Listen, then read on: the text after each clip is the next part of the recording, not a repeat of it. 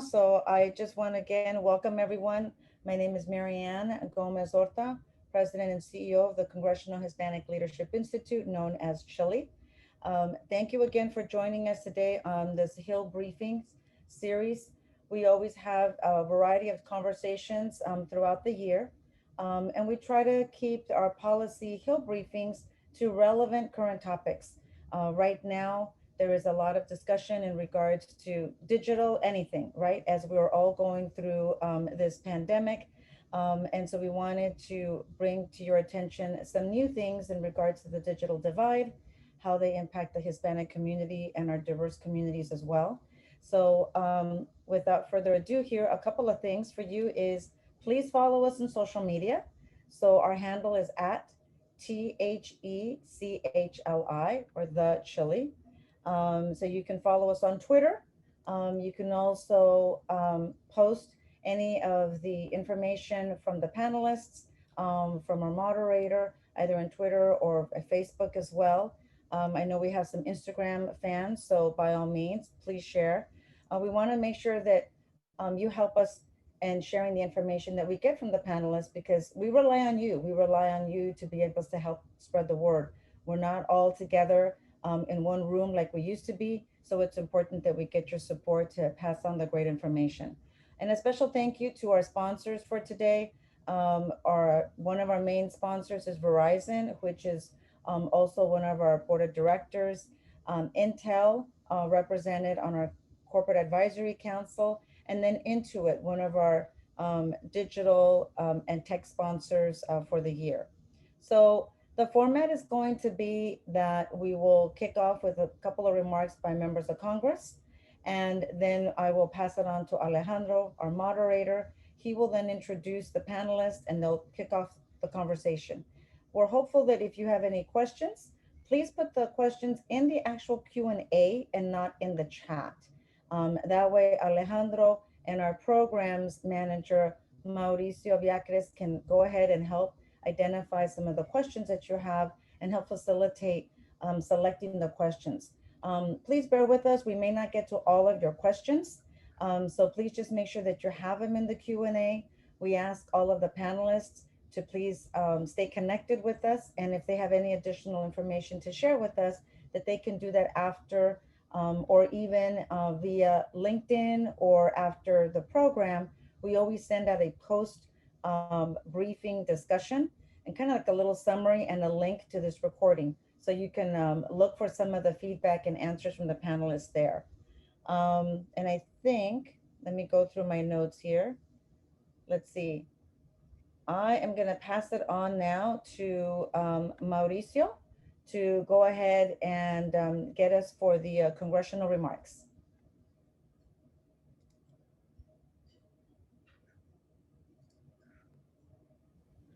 Hi, I'm Congressman Carlos Jimenez, proudly representing Florida's 26th Congressional District. I'm honored to have been invited by Chile to participate in this event to discuss some of the challenges many Hispanic communities face, especially those in low-income communities. In April of 2020, roughly 50% of Americans had a low-priced wired broadband connection. As of April of this year, we have improved broadband access to 77% of all Americans. While the narrowing of this digital divide is positive and welcome news, we cannot allow the communities not yet connected to fall behind, nor can we ignore the fact that many households, while they are connected, still maintain sluggish broadband speeds. This can make it difficult for these households to perform important tasks such as teleconferencing and streaming, media we've been seeing and used more and more in our daily lives in a COVID-19 world. To address this, the United States must continue to invest in our nation's broadband infrastructure to provide a standard internet speed for all citizens, ensuring that every American has access to quality, affordable, high-speed internet. As a member of the House Science, Space, and Technology Committee, I have worked with my colleagues in support of the Rural STEM Education Research Act. This legislation awards grants to institutions of higher education or nonprofit groups for research and development into advanced, innovative approaches to sustain high-quality STEM teaching in rural schools.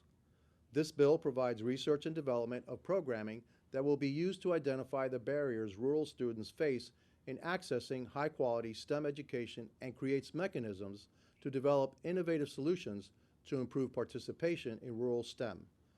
All of these elements are crucial to improving online research for STEM education in rural communities.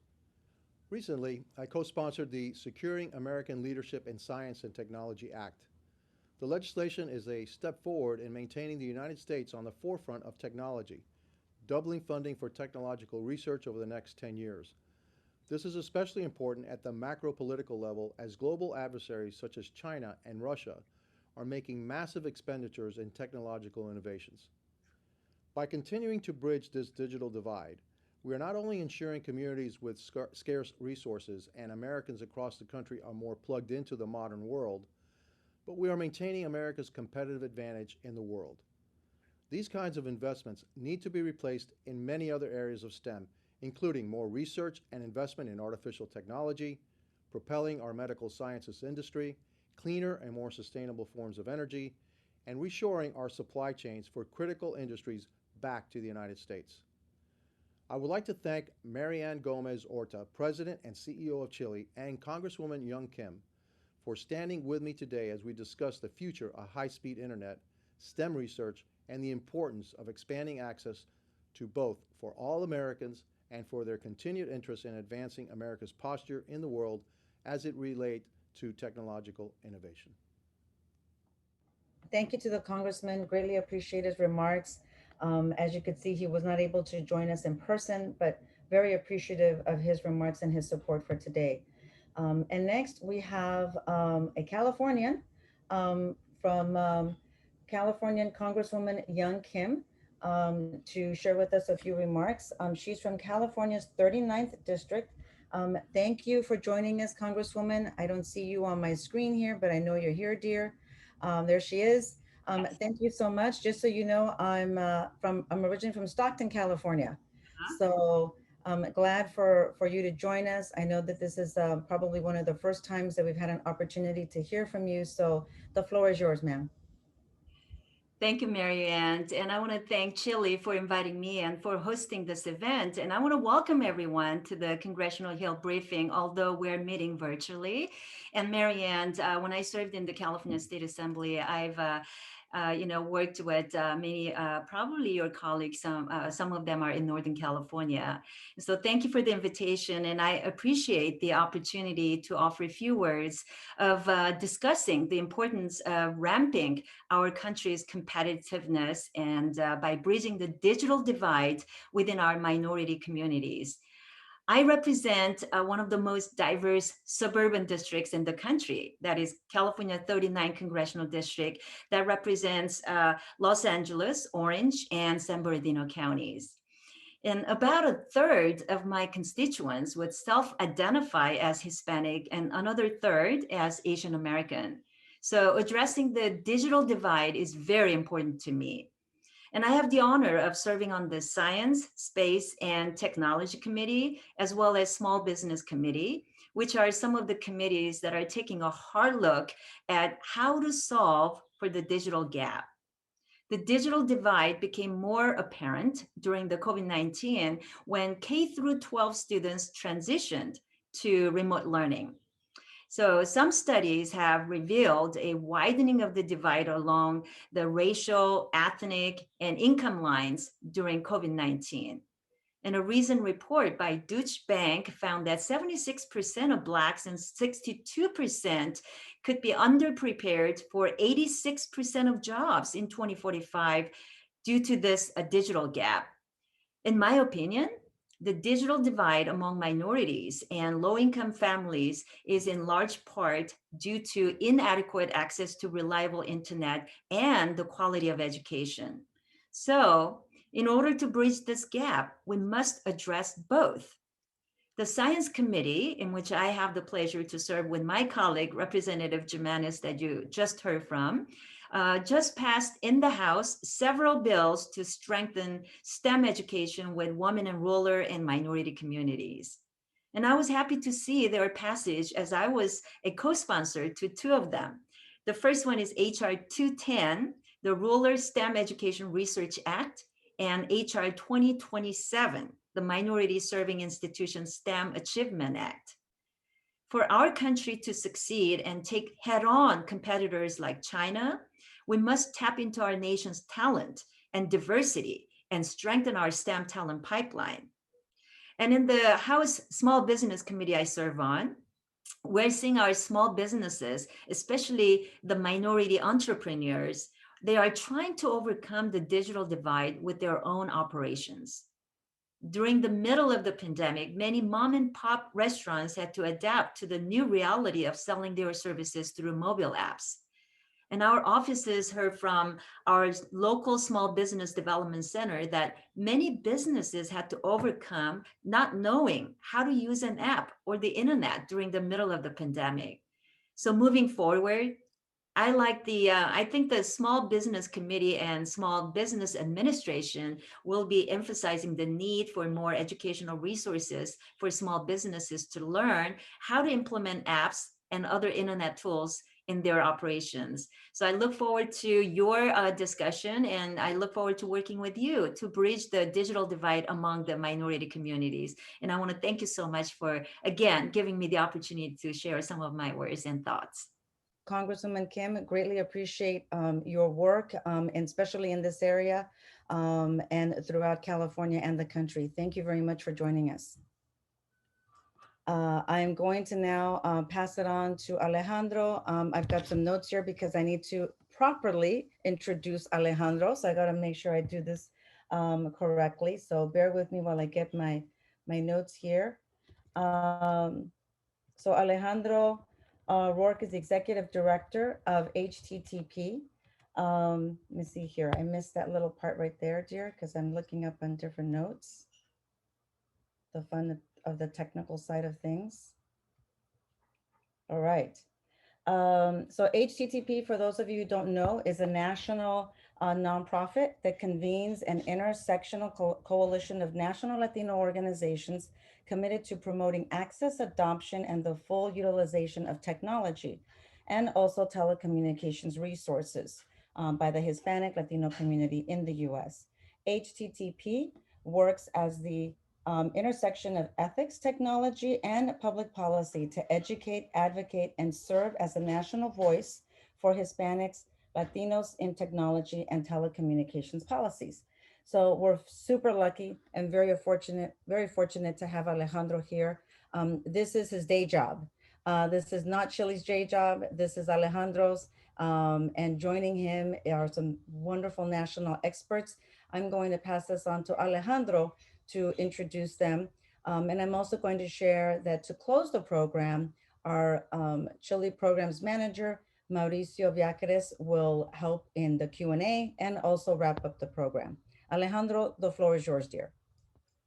Thank you so much, Marianne, and thank you again to the Congressional Hispanic Leadership Institute for featuring this important conversation as a part of your ongoing briefing series. Like Marianne mentioned, my name is Alejandro Rourke, and I'm the Executive Director for Hispanic Technology and Telecommunications Partnership.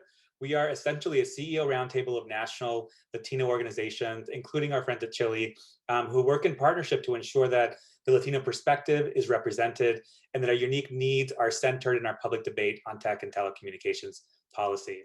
So before we begin today, I want to just remind everybody that we hope that everybody who is tuning in live joins the conversation on social media at the CHLI or in the Q&A dialogue box.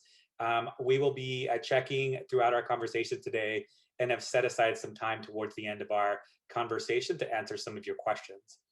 So as we all know, kind of in the wake of COVID-19, digital connectivity has served as the connective tissue, which has made it possible for us to stay healthy and stay connected to our friends and family, to continue to earn a living or to learn new skills within the safety of our own homes.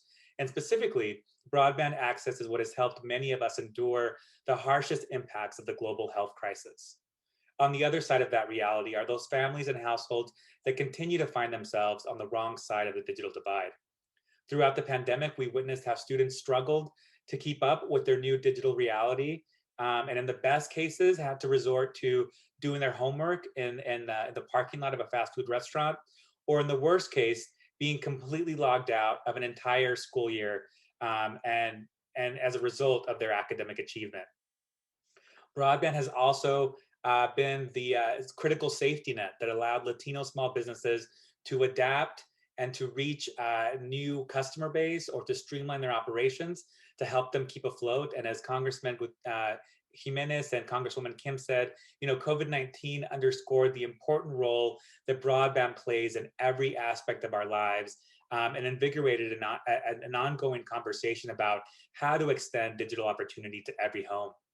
Today, I am honored to be joined by a panel of civil rights leaders, scholars, and industry experts, including Mark Hugo Lopez, Director of the Office of Race and Ethnicity at Pew Research, Amy Hinojosa, President and CEO of MANA, a national Latina organization, Carlos Rebellon, Director of Government Relations for the Americas, Mexico, and Canada at Intel, and Saúl Hernandez, Vice President of Government Relations for NCTA, the Internet and Television Association.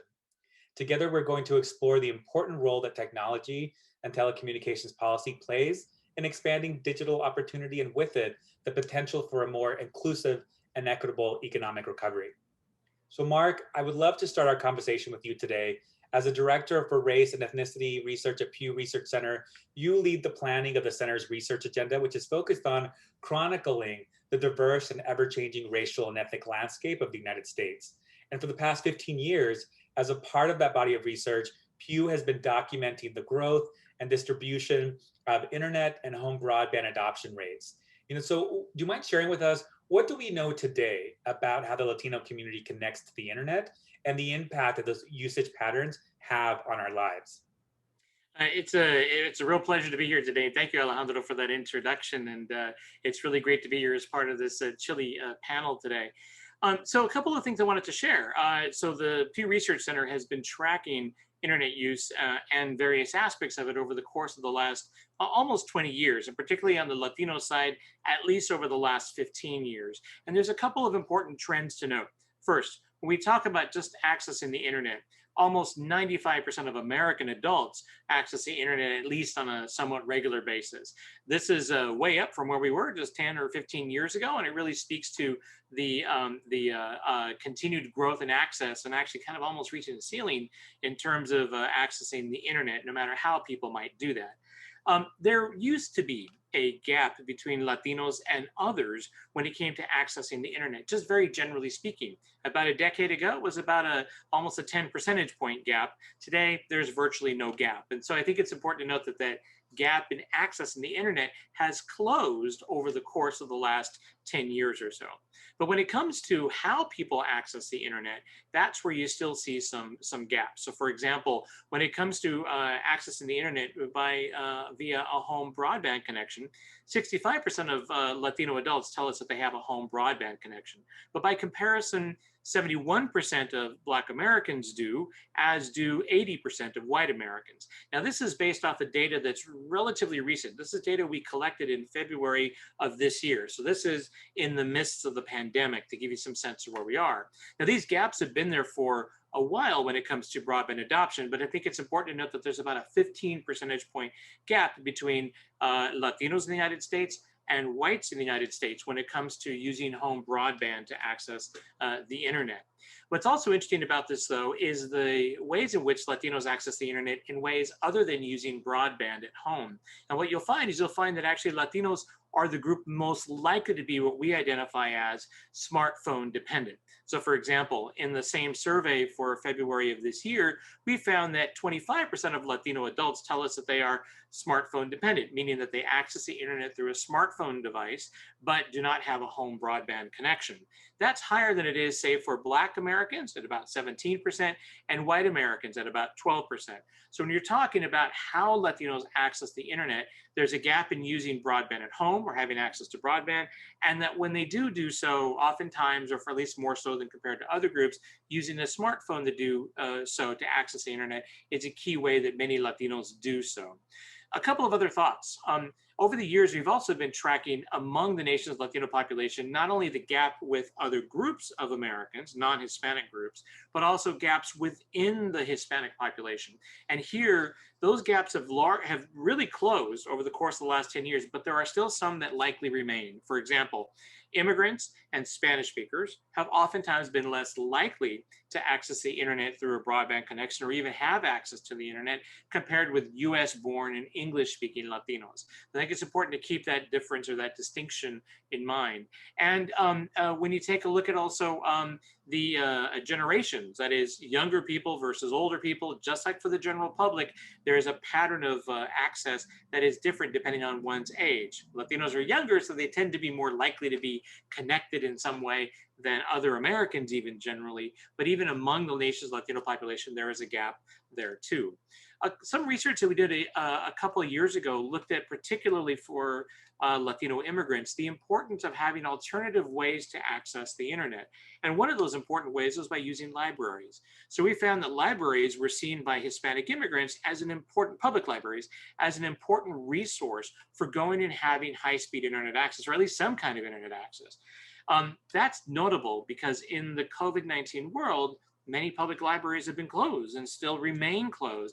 And yet that was an important way that many Spanish-speaking, foreign-born Hispanics were accessing the internet to do things like fill out a job application, to apply for a driver's license, or to connect with folks around the country. So when you think about how important an internet access is for many different groups, particularly Latinos, it's important to keep in mind that even though there may be a gap between Latinos and others, there are also still gaps within the nation's Hispanic population when it comes to even just accessing the internet, but particularly when it comes to having a broadband connection at home. I'm going to stop there, Alejandro. That was a lot to share, but I look forward to our conversation and answering any questions that I can on the work of the Pew Research Center. No, I really appreciate your thoughts, and thank you for sharing that context with us. I think that that distinction between recent immigrants and born here in the U.S., as well as the language distinction, is something really interesting and worth exploring. So, I'd love to kind of invite Amy Hinojosa to the conversation, because as someone who leads a national civil rights organization focused specifically on Latino women, youth, and families, Mana is one of the leading voices on many of the major issues of our time, including education, health, financial literacy, immigration reform, and increasingly broadband policy. Do you mind sharing with us why broadband availability and affordability is top of mind for Latinas and Latino households?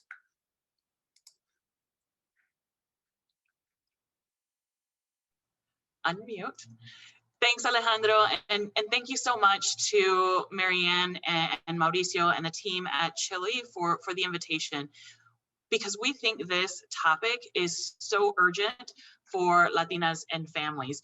The statistics that Dr. Lopez just gave us are so promising and encouraging in that more families are getting connected and we still have gaps.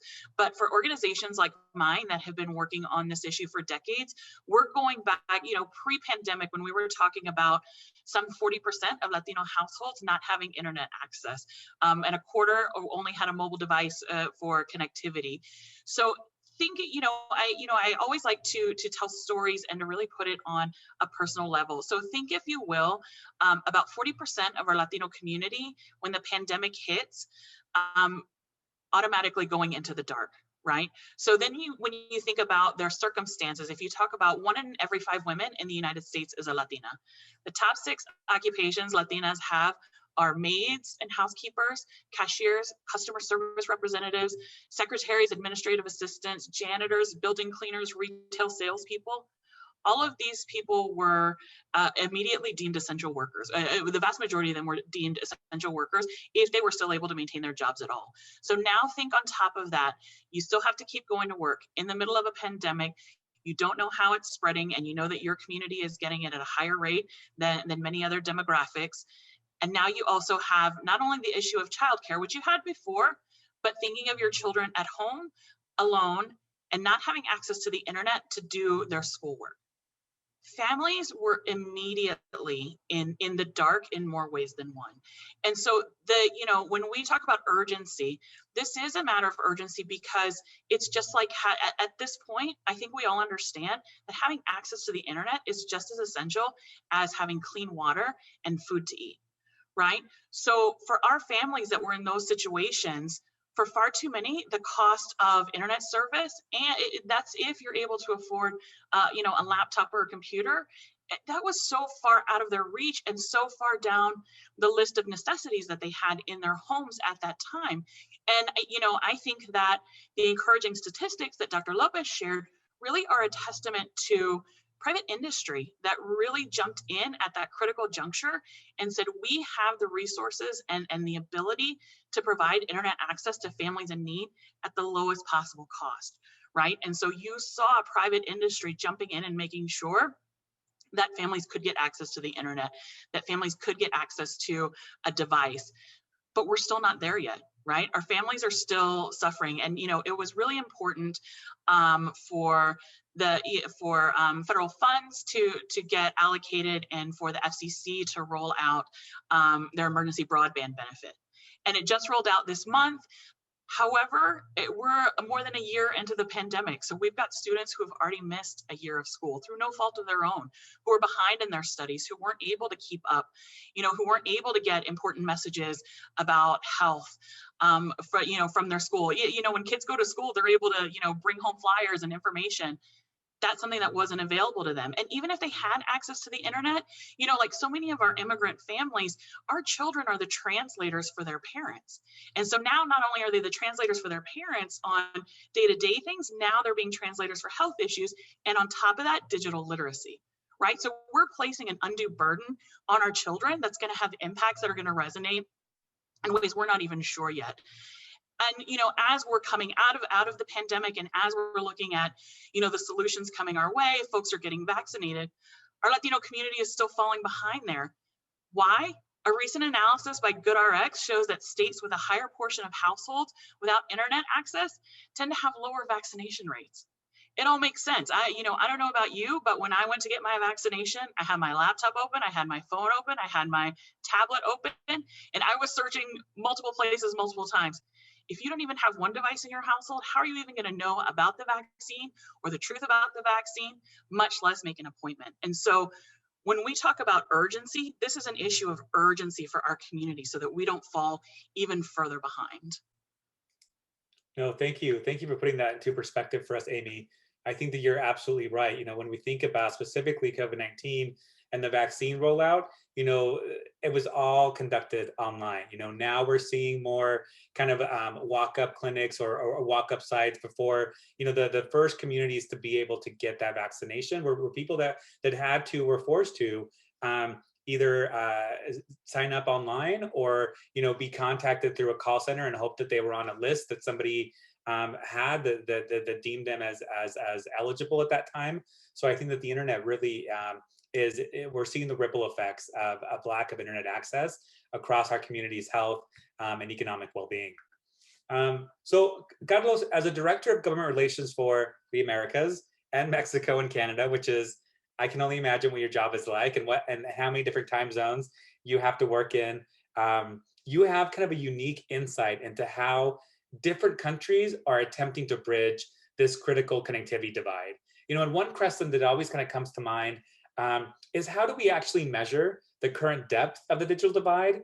And how do you, in your role, evaluate a country's current capacity and in order to develop strategies that advance connectivity, device availability, and digital skills development?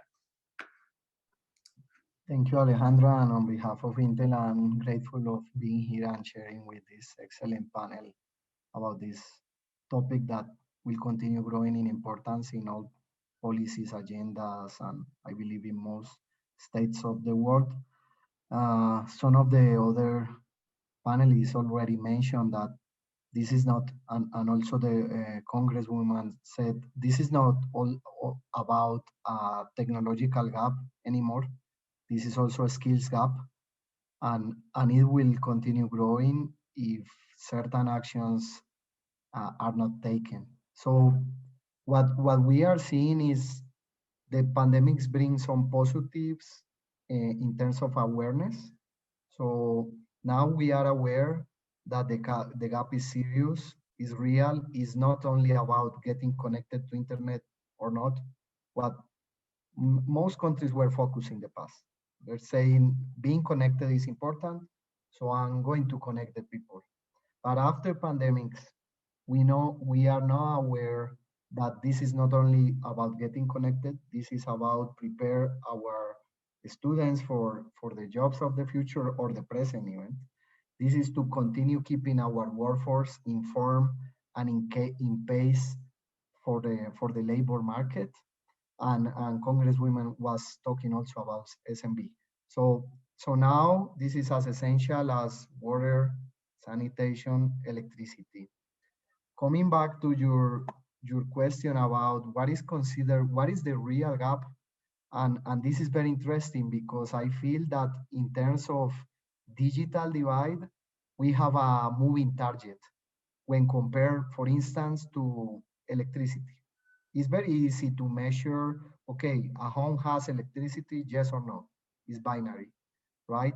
But in terms of digital gap, what will be decent connectivity or minimum conditions 10 years ago are not longer anymore. Probably 10 years ago, the notion of being connected on what could be the minimum acceptable, it could be maybe having a smartphone and having any kind of connection. Now that we know that many works can be performed on the internet, that most of study activities can be performed online, you need a reliable connection, high-speed connection, where you can do telepresence. You also need a device, and this time is an exclusive device. We can't longer as a home, and Amy was providing examples very good about what is happening in homes that don't have access. And one is, okay, we don't have connection. And on the other hand, you can have a home that has connection, but the speed is not enough. And on the other hand, you have a home that it can have connection, it has a device, but the device may be obsolete or maybe it's shared and you have three students there. So the real gap, I believe, that governments now needs to toward to universal high-speed broadband. And by high speed, we mean the one that can allows you to work remotely or study remotely. You can find different definitions for that. You need devices, and the number of devices will depend on the number of active population you have at home. If you have two students and you have one person working, you need at least three devices, and it has to be connected devices. So we can no longer rely only in people using internet. This is really just a metric that is not pointing, and Mark was saying that if you just see people connected, you don't see gaps. But when you dig a little bit, you see homes connected. You may see number of devices, connected devices per home. And if you dig even more and you see who's learning or who's working online, you will start seeing that the gap is huge, and probably the challenges are on top of that. And last but not least, I believe that we strongly believe that US has been doing well in the sense that US has been working the policy, advancing technology, advancing the market, and at the same time trying to come with programs to cope with the real digital divide. By comparison, what I feel in Latin America and the countries that I cover is that they are more completely focused on the gap, but if you don't use technology and the market itself to expand their frontier, the digital gap will be impossible to cope, because that by that I mean you probably for the poorest, for the furthest areas, you will need full subsidies. Probably for the middle income or people that is in need, unemployed, you need subsidies. Yes, and at the same time you need to work delivering more spectrum, deliver cheaper devices, things like that, which is the piece that companies like Intel can help a lot. So I believe that you need like this kind of combination of market-based schemes, like purely closing the gap is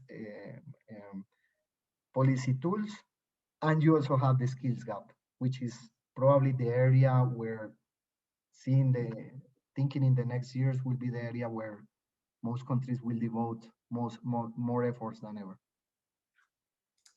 Yeah, no, I really, really appreciate that compare and contrast. And I think, Saul, I really would love your perspective, because as we've heard from Carlos, how different countries are approaching the digital divide.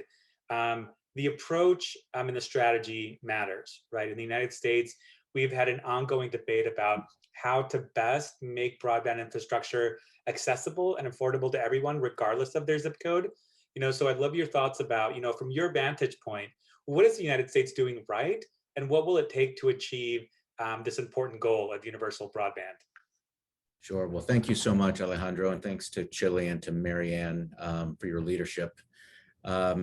Give me 1 second, I'm so sorry.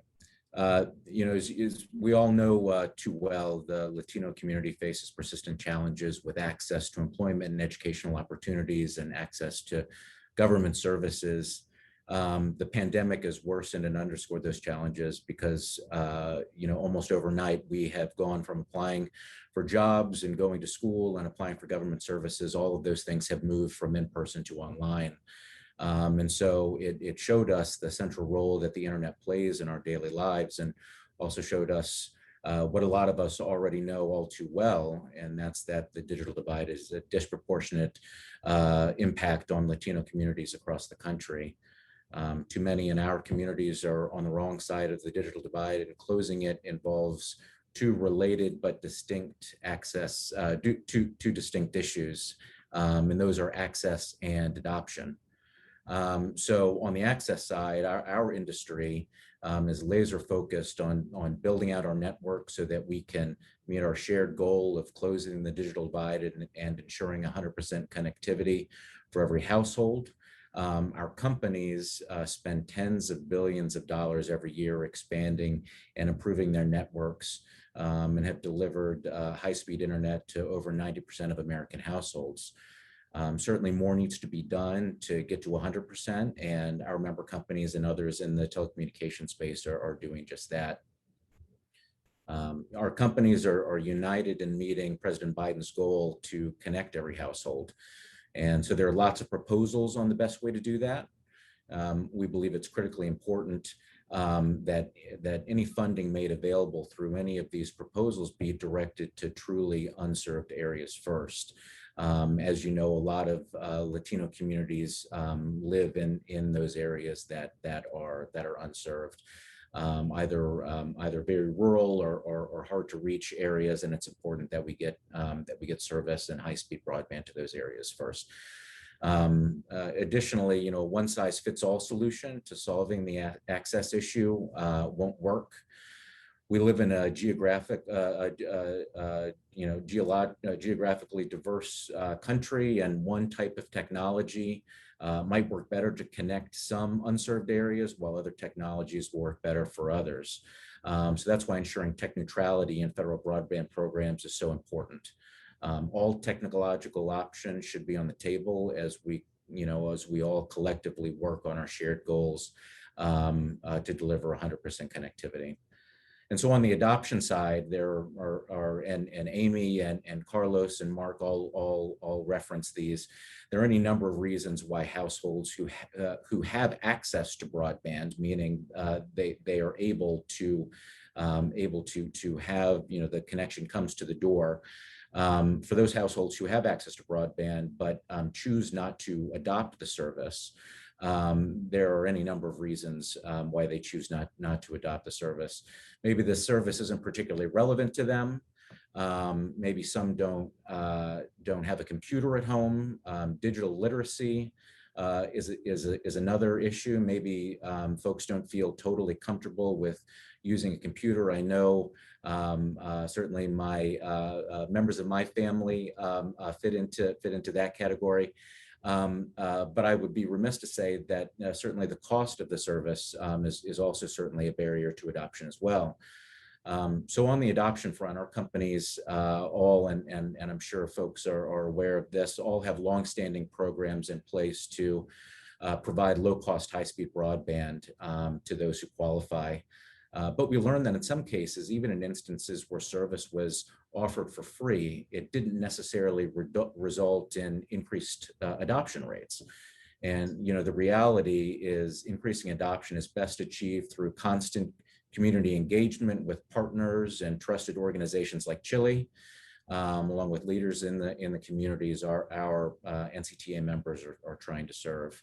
So that's why early on in the pandemic, and Amy and Mark and Carlos all reference this as well, is sort of the homework gap and the education gap. And so NCTA recognized that and began an industry partnership with a nonprofit called Education Superhighway. That initiative is called the K-12 Bridge to Broadband, and it's empowering broadband providers to work directly with local school districts to identify students who live in households that don't have broadband in order to get them connected. The provider works directly with the school district, who ultimately pays the cost for that deeply discounted service. And what we found is this partnership has significantly reduced barriers to adoption by standardizing eligibility, streamlining the enrollment process and the payment process. And we've shown that the partnership has been really successful at helping to begin to close that homework gap. And Amy referenced EBB as well. Last December, Congress passed the emergency broadband benefit to help families stay connected during the pandemic. And the FCC stood this program up in record time. And a particular hats off to them in a 2-2 divided commission to be given the directive in December of last year and have the program stood up by May the 12th. Congress made $3.2 billion available for the EBB program. And for qualifying households, EBB provides $50 a month toward deferring the cost of a broadband connection, $75 for those living on tribal lands. And Carlos referenced the device issue as well. EBB also provides up to $100 toward the purchase of a laptop, tablet, or desktop computer. So folks are able to make use of the connection if they don't have a device in the household. And so while the program is just a couple of weeks old, there's been a lot of interest and a lot of participation. 1 week into the program, the FCC announced that just over 1 million people signed up for EBB. And that's really good news, and it's sort of bad news at the same time. And so it's good because our communities are getting connected to broadband, and they so badly need it. It is sort of bad because folks may not know when that $3.2 billion runs out, the program will come to an end. And so, we think the best solution to keeping those households with broadband adoption challenges, those challenges that I highlighted earlier, the most important thing to keeping them connected is to make the EBB program permanent.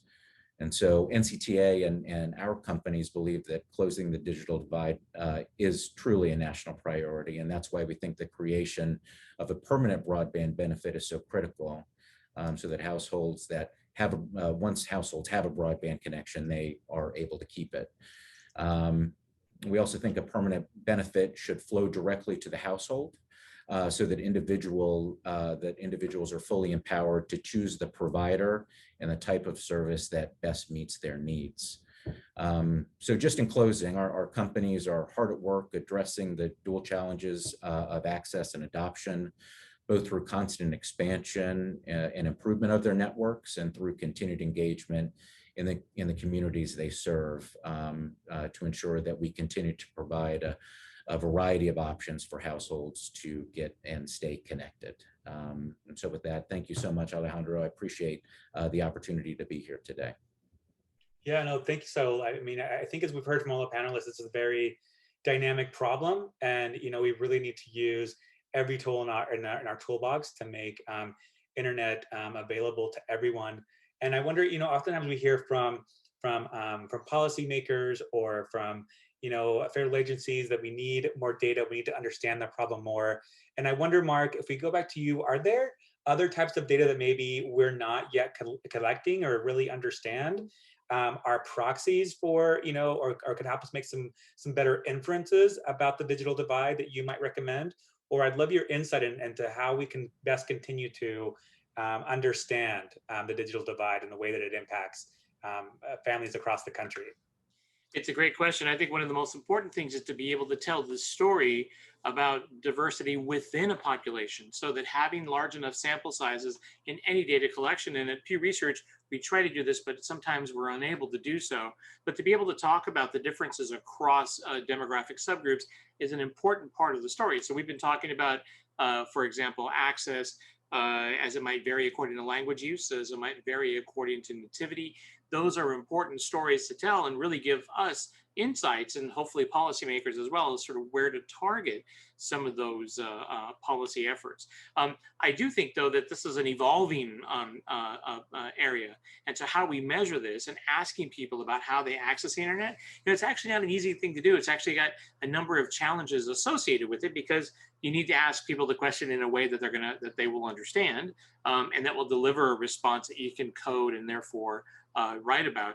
So keeping some of these simple and straightforward is important, but that might miss, as Carlos said, some of the important ways in which people access the internet or access high-speed connections. Even so, I think that there's a number of data collections that are going on from both the federal government and from places like Pew Research. But of course, again, telling that nuanced story within the Hispanic population, not just the top line, among all Hispanics, here's the main number. That's really the way I think you need to go to understand better where you can target policies and where you can target interest in terms of trying to help people get connected. Absolutely. So Amy, I want to kind of get your perspective as well, because, a lot of our conversations are oftentimes focused on either connecting people to the internet and we kind of leave off the digital skills side of things, or we talk about, let's get everybody connected and then we'll figure it out. But then we also know that there is some very real harms that exist for families on the internet when we don't have, I think, the resources or the support to remain safe online. So I think that, my question to you would be, getting families connected to the internet is one thing, but how can Congress work to keep us all safe online once we're there? That's another really interesting can of worms, to get into, because I think that we're seeing in real time the impacts of misinformation and disinformation that are specifically targeting our Latino families, with regards to everything from elections to, information about vaccines, right? And so without a modicum of digital literacy and understanding the impacts of misinformation and disinformation, and also thinking about privacy issues as it relates to the collection of data, personal data on individuals and their families, and how that's aggregated and shared and multiplied across the internet ecosystem. I think there are so many educational pieces that families need right now, especially as we think about younger and younger children getting online. We had our 5-year-olds, on kindergarten online, right, on Zoom, and tons of things could pop up at any moment on your browser. So I think that particular attention, that any particular attention that Congress could pay to stopping the spread of misinformation and disinformation, to privacy, and how that can be regulated, and obviously when you say a word like regulation, that automatically gets people tense, right? Like everybody's jaw tightens when you talk about regulation. But, we have rules on everything, right? Like we have to wear our seatbelts when we get into our cars or when we get into another car, right? So there need to be some seatbelts, some protective measures for when folks get on the internet. And I think it's something that, while it's a tenuous conversation to get into, I think that there are simple solutions that Congress can get to protect consumers online. Yeah, you're absolutely right. We have seatbelts, we have airbags, we have manufacturing standards.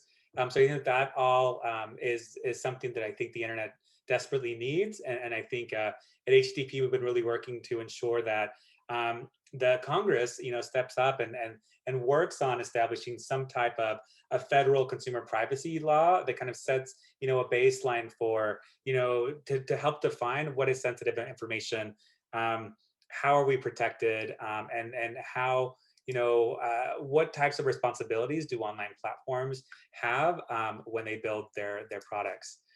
So Carlos, I want to go back to you because I know that there is a lot of talk right now about infrastructure and how to best leverage the federal government's resources to ensure a safe and equitable economic recovery. So from your kind of vantage point, what is there anything that the current administration should prioritize as a part of their infrastructure conversation as it relates to broadband? There are some basic things that as an administration you always need to consider when promoting digital infrastructure. Of course, one is funds. Is completely proven, as Saul was saying, that it's impossible that the market cope all the needs of the population by its own. So definitely to get more affordable, achievable, and reachable internet everywhere in a country, it will be some kind of effort in the poorest, in the most remote areas, that it always need to be there. So definitely broadband plans, national connectivity plans are playing a big role there. On the second piece, we know that for wireless especially, spectrum is key. So any country must have a comprehensive spectrum plan. US did it, and probably something that Saul was highlighting that is very important, but is some kind, in many countries is overlooked, is the importance of tech neutrality, because you can solve this with one kind of infrastructure. You need the combination of fiber, a powerful backhaul in the networks that crosses your country. You also need capillary networks going to as more homes as possible, and that will be wireline, wireless. And in the endpoints, you may find technologies like 4G, 5G in the mobile side. You also have Wi-Fi, and you also have, for certain areas, even it's better to have satellite. So it is very important that any policy, regulation, or efforts continue being respectful of technological neutrality. For the rest of Latin America, for instance, it has been very positive, the decision that FCC took on April 2019, when released for the first time in 15 years, more than 100 megahertz for spectrum in the 6 gigahertz band, that enabled the new standards for Wi-Fi. And that has been very beneficial, because in the rest of Latin America, most governments were completely obsessed with just promoting licensed networks, licensed spectrum networks, and the thing is, as Saul saying, you can tackle this persistent gap with different technologies. So I think that this kind of combination of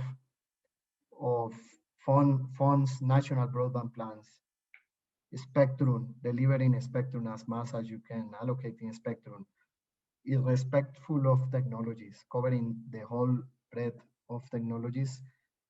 Little by little, it helps a country to keep the pace in terms of infrastructure.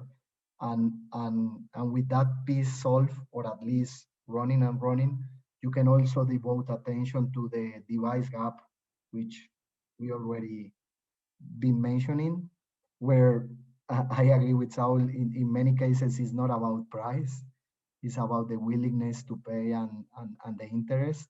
And that it only not happens only in US.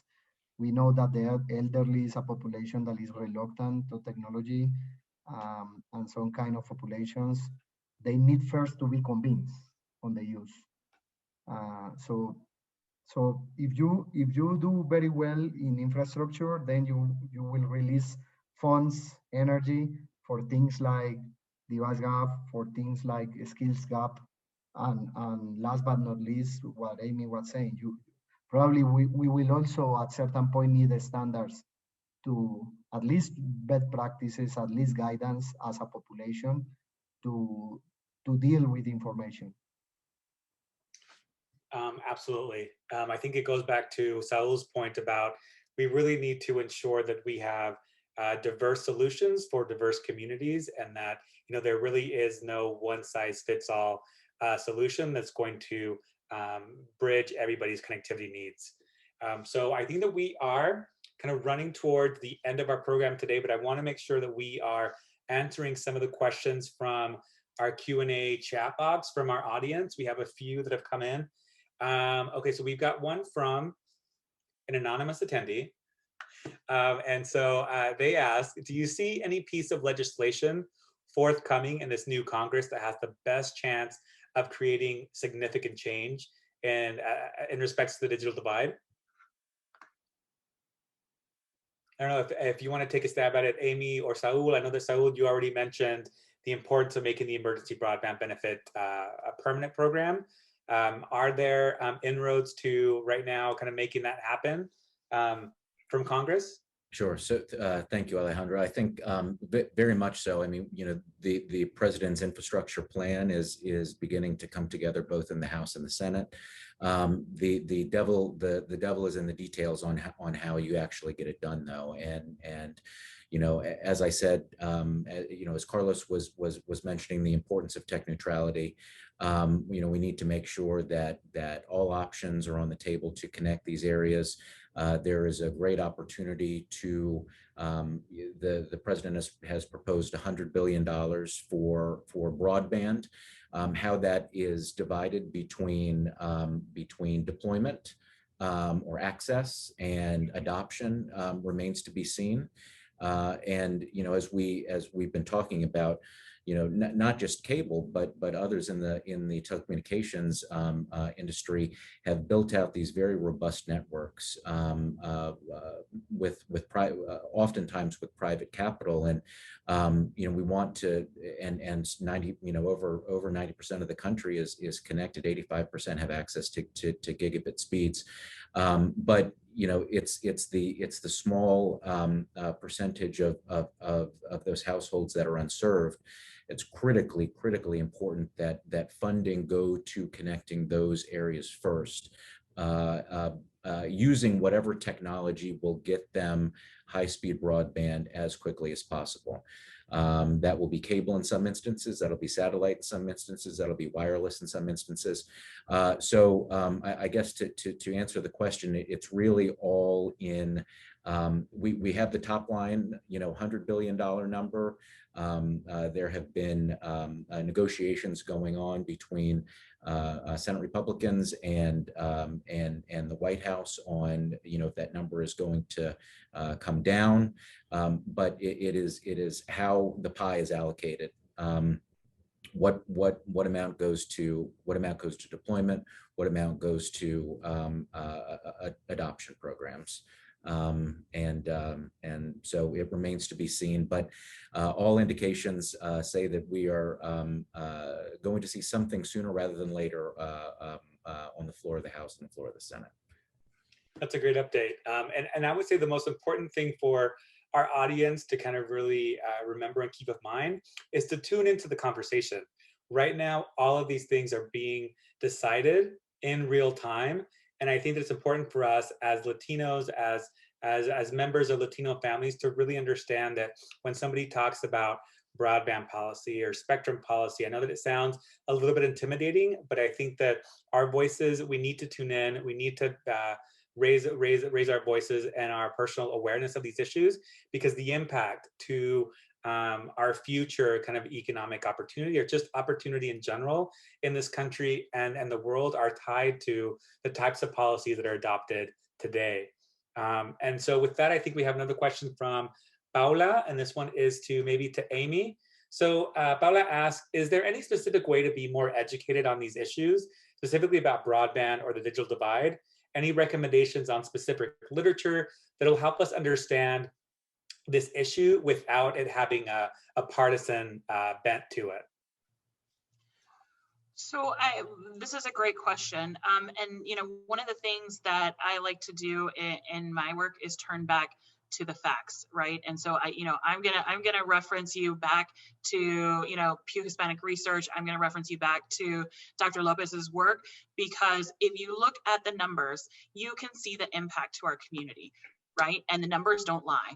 And so if that's your framework for understanding the broadband issue, and you understand the need as it relates to our community, then you'll absolutely see the importance of it, right? And it will become urgent to you in this moment. And so I talked a little bit about misinformation and disinformation. Again, researchers, reputable sources of information, don't rely on a YouTube video that somebody forwarded you 10 times from their crazy uncle. Go to fact-based sources, right? Because that's ultimately where you're going to get the most important information. Yeah, and I will also add, Amy at MANA and CHLI and a lot of our national Latino organizations are a part of HCTP, and we talk about and we process a lot of these issues in a way that's accessible to our communities. So I would encourage you guys to follow at HCTP_ on Instagram, on Twitter. Check out our website. We have a lot of great blogs that we put out there about these issues. We have a lot of events and briefings that we do. So that's a really great way to begin to kind of understand or build your literacy up about these issues, and also to really understand the Latino perspective in regards to these very consequential policy debates. So I think that we have maybe time for one more question. And we've got a question that came in from Luis Vega, and he says, in addition to using the metric of broadband accessibility, should other metrics also be used? And he lists, such as proprietary software license fees, hardware ownership, he said Chromes don't always cut it, techno literacy, including maybe language barriers. These all kind of work together or worse than the digital divide. So maybe, Carlos, this touches on devices, and maybe you want to take a stab at that question? Yeah, I believe that I have like two insights for this question, and I think it is very interesting. One, and it is related with some things Mark already mentioned. This is like multidimensional. You cannot just measure digital divide saying number of connected people, that's it. So probably nowadays you need a combination of what is named connections or usage. It could be homes connected, and also you need some kind of indication of average speed, which is more and more available. Availability of computers at home, or devices, let's say connected devices, to include at least the tablets there. And then you can have different flavors of metrics about use. And I saw many research and surveys that says this portion of people uses internet only for gathering information. This also uses for educational purposes. And the most advantage use is when you use it for work, or when you use it as a source of income. So you have different degrees of adoption. And regarding accessibility, I just want to share that we did some kind of studies some years ago with the ITU. And one very good measure we come from was you can define a basket. You can define a basket of minimal high-speed connection plus a minimum device, yes, and probably the minimum software you need. And we studied and we found that the sweet spot for a home to be able to be willing to pay for this package is when this home only needs to dispose between 1% and 3% of his income. Beyond that, you can say, then that is the affordability gap. And we study this especially for African countries, Latin America, but you can find countries where a poor home will need to dispose 10% of his income, of his monthly income, which is impossible. So in that, when you are located in that, you have the problem of the affordability gap. So there are many ways to do things. There are literature, but those are like the main insights I can give for that question. No, I really, really, really appreciate that. I actually wrote that down. I think that's such a great fact to know. And so I think, I want to just thank all of our panelists again, one more time, for sharing their perspective and their insight. And again, to Chili for hosting today's conversation. Please also make sure, if you're not connected already, to follow Chili on their social media to stay connected. And I'm now happy to turn the mic over to Mauricio from Chili. So Mauricio, the mic is yours. Thank you, Alejandro. And to close out the program, I would like to finalize with giving thanks to the congressional member who joined us today, Congressman Carlos Jimenez and Congresswoman Young Kim. A special thanks again to our panelists, Carlos, Saul, Amy, and Mark, and of course our amazing moderator, Alejandro, who was able to handle this very great and discussion that we just had.